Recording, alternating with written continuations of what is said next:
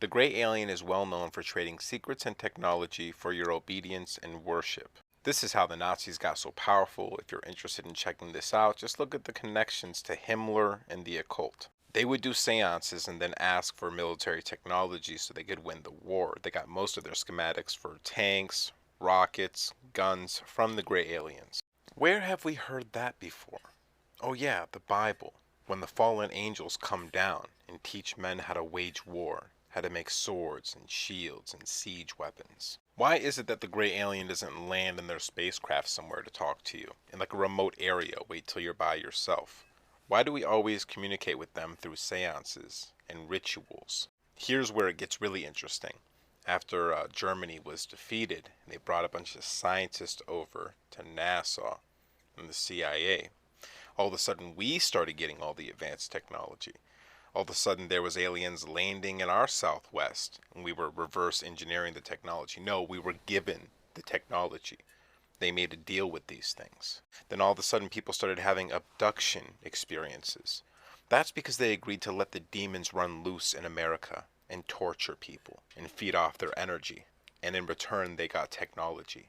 They made a literal deal with the devil. It gets even weirder when we throw Aleister Crowley into the mix, right? Because he was communicating with a being called Lamb. Just look up a picture of Lamb, Lam, Aleister Crowley's spirit guide. Aleister Crowley gave Jack Parsons and L. Ron Hubbard the Babylon working, a very powerful summoning ritual. Then he told these two egotistical bastards that it was too big for them. Knowing they would have to do it, Aleister Crowley set them up. And after that, Jack Parsons died in an explosion, and therefore, the portal couldn't be closed. Do you think they dropped the atomic bomb to stop Japan from taking over the world? They were stuck on an island, surrounded.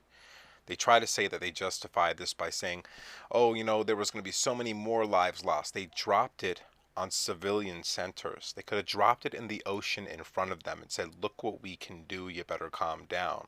No, they dropped it on two civilian cities. That's called a giant blood sacrifice, which pulled in more energy for the demons in America. And look how far we have fallen. One could say that before the end of World War II, America was a pretty decent and righteous country. We sort of kept to ourselves. We tried to keep the peace around the world. We were really interested in just taking care of our own people. Then after that, we became completely insane warmongers who have unalived millions of innocent people across the world in the name of freedom. Iran calls us the Great Shaitan, the Great Demon Conjurer. Just look at the way Washington, D.C. is set up. It's a giant pentagram.